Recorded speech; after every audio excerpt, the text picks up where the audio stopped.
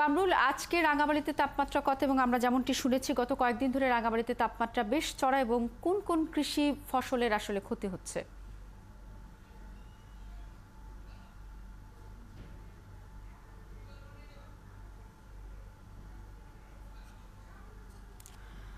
কামরুল, আপনি নিশ্চয়ই আমাদের শুনতে পাচ্ছেন যে এখন পর্যন্ত রাঙামাটিতে আজকের তাপমাত্রা কত রেকর্ড করা হয়েছে এবং গত কয়েকদিনের যে তাপমাত্রা কোন কোন ফসলের আসলে ক্ষতির মুখে পড়েছে এই উপজেলাতে?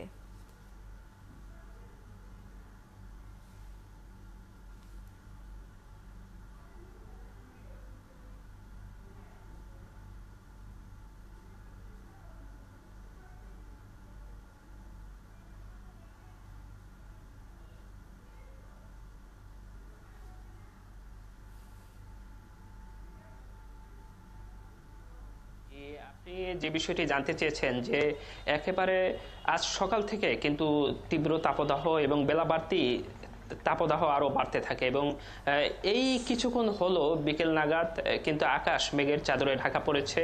এবং আপনি যে প্রশ্নটি করছিলেন যে এই যে খরাতাপের কারণে কিন্তু বিশেষ করে কৃষি বিভাগ যেমনটি বলছে যে আউশ ধান এই মুহূর্তে আবাদের সময় এবং বীজতলা তৈরির সময়, তো কৃষকরা এই মুহূর্তে এই টানা তাপদাহের কারণে কৃষি মাঠ ফেটে চৌচির অবস্থা বিরাজ করছে, যার কারণে কৃষকরা কিন্তু এই মুহূর্তে আউশ আবাদ, চাষাবাদ এবং আউশের যে বীজতলা তৈরি সেটি কিন্তু ব্যাহত হচ্ছে। পাশাপাশি বলতে চাই যে আজ রাঙামাটির পার্শ্ববর্তী যে খেপুপাড়া আবহাওয়া অফিস, সেখানে কিন্তু 35.7 ডিগ্রি সেলসিয়াস তাপমাত্রা রেকর্ড করা হয়েছে। কিন্তু গরম সকাল থেকে এমনটাই অনুভব হচ্ছিল যে আসলে যে তাপমাত্রা রেকর্ড করা হয়েছে তার চেয়ে বেশি অনুভব হচ্ছিল, এমনটি কিন্তু বিরাজ করছে, যার কারণে খেটে খাওয়া মানুষজন কিন্তু সবচেয়ে বেশি বিপাকে পড়েছে।